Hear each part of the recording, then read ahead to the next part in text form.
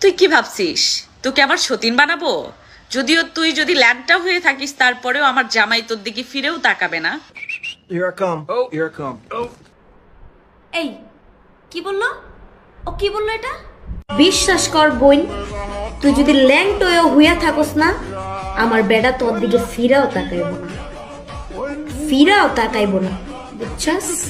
अरे कहना क्या चाहते हो? তুমি আমার ডায়লগ কপি করতেছো, খুব ভালো কথা।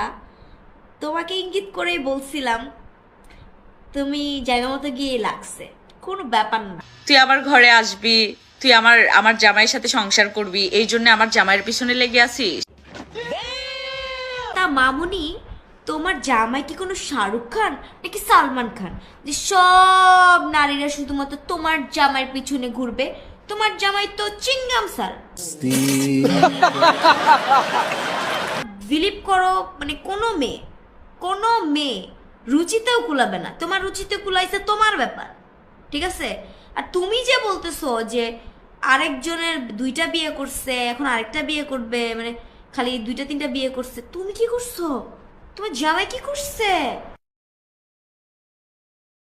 এত ভালো বে গাইস, আপনারাই বলেন। না বাবা না, থাক, আমরা কিছু বলবো না। তারপর তুমি যদি আবার ওইটা দিয়ে একদম ভরে দাও, একদম ভরে দিবে রাজার বউ, বুঝছো?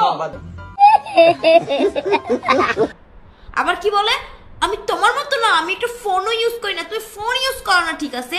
তুমি কিছু করো না, ঠিক আছে, বাট তোমার যে মুখের ভাষা, তোমার মুখের ভাষা শুনলে কাউয়াও হাগে না। আমার বাসায় 5টা বিলাই আছে, আমার বিলাইও তোমার মুখের মধ্যে হাগবো না, বুঝছো? তুমি এখনো সময় আছে, ভালো হয়ে যাও।